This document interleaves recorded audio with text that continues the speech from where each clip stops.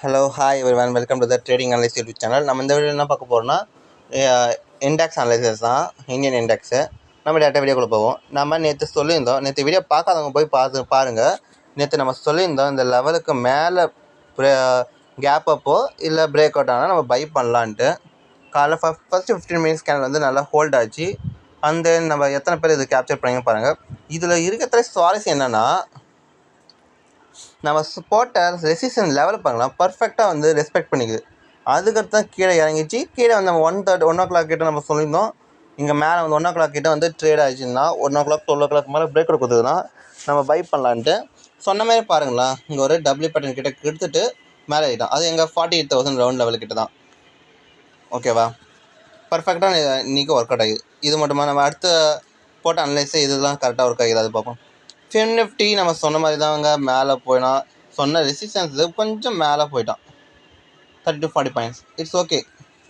ஆனால் அதுக்கடுத்து கீழே திரும்பி வந்தால் வாங்கின லெவலுக்கு வந்துட்டு திரும்ப டபுள் பேட்டர்ன் எடுத்துட்டு மேலே போயிட்டான். எல்லாருமே வந்து நம்ம சொன்ன லெவலில் ரெசிஸ்டன்ஸ் வந்து பர்ஃபெக்டாக வந்து ரெஸ்பெக்ட் பண்ணிக்கிறாங்க. இருக்கிறதே நம்ம அதை தான் சொன்னோம். நிஃப்டி வேறு லெவலு. நம்ம போட்டிருந்த லைன் பார்த்தீங்கன்னா 21,500. அதை வந்து பர்ஃபெக்டாக சப்போர்ட்டாக எடுத்துக்கிட்டு மேலே போன ரெசிஸ்டன்ஸ் எடுத்துக்கிட்டு அந்த கீழே வந்து மேலே போயிடலாம். இதோட என்ன வேணும்னா எனக்கு வந்து தெரியல. நம்ம அனலைஸ் வந்து இவ்வளோ பர்ஃபெக்டாக ஒர்க் அவுட் ஆகுதுன்ட்டு தெரியும்போது அந்த நம்ம எப்பயும் போல் அடுத்தது நம்ம அனலைஸ் பண்ணுவோமா. எப்பயும் போல் நம்ம ட்ரேடை பிளான் பண்ணுவோம். நாளைக்கு வந்து முதல்ல நம்ம டேயில் பார்த்துடலாம். ட்ரேடை பிளான் பண்ண எப்படி, gap up, flat, gap down, இது நாளைக்கு சினியர் ஆனன் ஆகுது. ஓகேவா, பார்த்தீங்கன்னா ஆல் டைம் ஹையை வந்து தொட்டுட்டான் பேங்க் நிஃப்டி. இந்த ரேஞ்சை வந்து பிரேக் அவுட்டு இப்போ தான் கொடுத்துக்கிறோம் பார்த்தீங்கன்னா. ஸோ நம்ம இங்கே மூவர் நம்ம எதிர்பார்க்கலாம். அது இல்லாமல் பார்த்தீங்கன்னா நாளைக்கு வந்து தேர்ஸ்டே, மந்த்லி எக்ஸ்பைரி.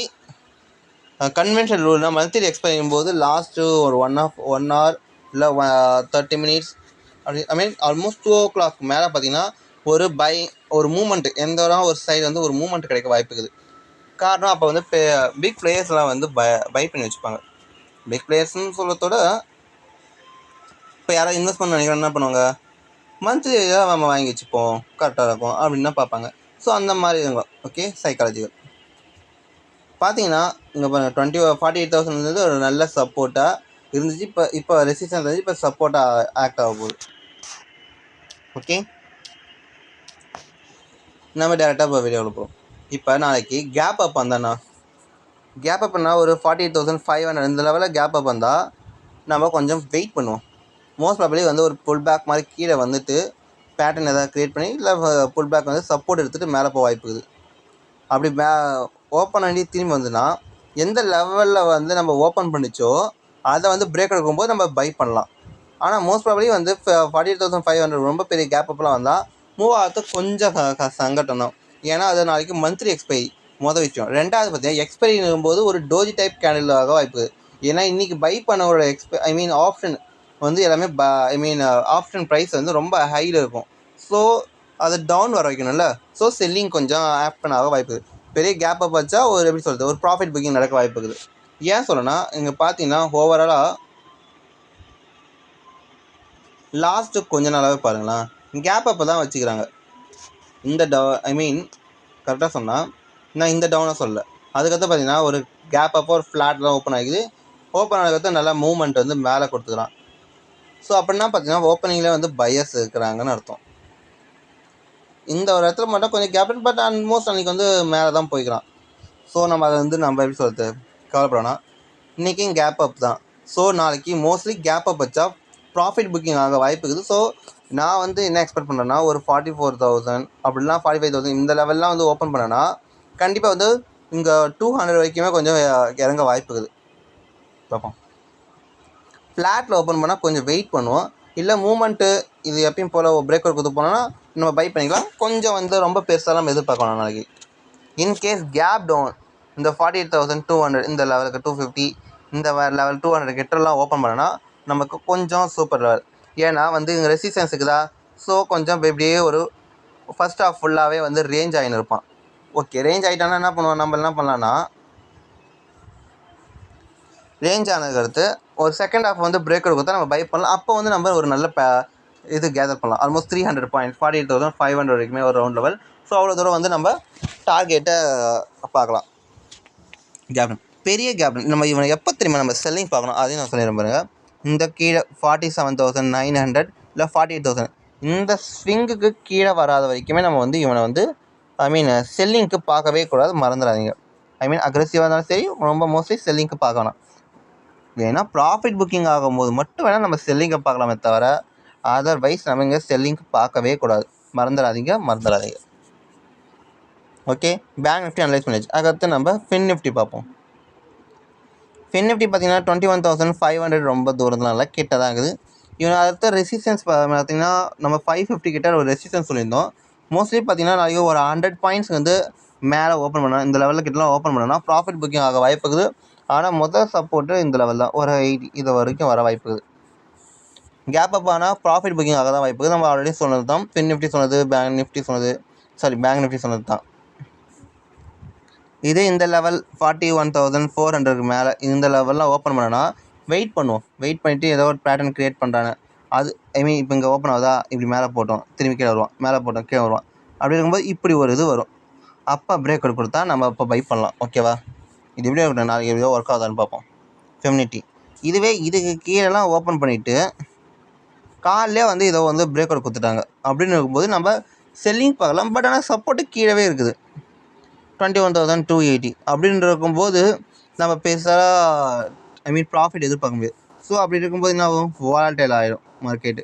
அப்போ நம்ம ட்ரேட் பண்ணுறதும் வேணாம், அவாய்ட் பண்ணிடலாம் ஃபின் நிஃப்டி அந்த டைமில். அடுத்த கரெக்டாக பார்த்தீங்கன்னா நிஃப்டியை பொறுத்தவரைக்கும் பார்த்தீங்கன்னா நல்ல அக்ரெசிவான மூவ்மெண்ட் தான். நம்ம சொன்ன மாதிரி இங்கே சப்போர்ட் ரெசிஸ்டன்ஸ் எடுத்துகிட்டு கீழேனா மேலே ஏறிடான். இப்போ அவர் லெவலில் பார்த்தா 21,650 21,700 750 இந்த மாதிரிலாம் ஒரு 100 பாயிண்ட்ஸுக்கு மேலாம் வந்தால் ப்ராஃபிட் புக்கிங்கு. ஸோ ஆட்டோமேட்டிக்கலி நம்ம எடுக்கலாம். இல்லை நம்ம பிஓட் அப்போ ஓப்பன் பண்ணி வச்சுப்போம். ஏன்னா பிஓட்டில் அந்த இடத்துல கரெக்டாக ஒர்க் அவுட் ஆகும். ஸோ அதுக்காக சொல்கிறேன். அதுக்காக தான் நம்ம பிஓட் லைனை நம்மலாம் வச்சுக்கிறேன். இங்கே பார்த்தீங்கன்னா பிஓட் லெவல் கிட்ட வந்து பார்த்தீங்கன்னா கொஞ்சம் ரேஞ்ச் ஆகுதா. ஸோ நாளைக்கு பிஓட் ஆல்மோஸ்ட் 21,750 பிஓட் நம்ம கரெக்டாக தான் இருக்குது. நம்ம ரவுண்ட் லெவலில் கரெக்டாக தான் செய்யலாம். ஓகே, நம்ம அந்த லெவல் கிட்ட வரும்போது மட்டும் நம்ம கொஞ்சம் இது பார்ப்போம். நான் எந்த மாதிரி சொல்கிறேன்னா, அந்த லெவல் வரும்போது நம்ம ஒரு செல்லிங் ப்ரெஷர் இல்லை ப்ராஃபிட் புக்கிங் பண்ணுறது இந்த மாதிரி கொஞ்சம் பார்ப்போம். ஓகேவா? இதுக்கும் அதே தான் 21,600க்கு உள்ள இந்த லெவல்லாம் ஓப்பன் ஆனோன்னா நம்ம இதுவும் அதேமாதிரி தான், கொஞ்சம் மேலே இப்படி போயிட்டு பிரேக் அவுட் கொடுத்தோன்னா நம்ம பை பண்ணலாம். அது வரைக்கும் நம்ம இங்கே பையிங்க்கு பார்க்கக்கூடாது. இவன் செல்லிங்க்குன்னு பார்த்தா இதுக்கு கீழே வந்தால் இவனுக்கு ரெசிஸ்டன்ஸ் ஆகிடும், இது ஆக்ட் ஆக ஆரம்பிச்சிடும். ஸோ இந்த பிரேக் அவுட்டு ஃபெயிலியர் ஆகிடும். ஸோ நம்ம ரேஞ்ச் ஆக வாய்ப்பு ஆகிடும் மார்க்கெட்டு.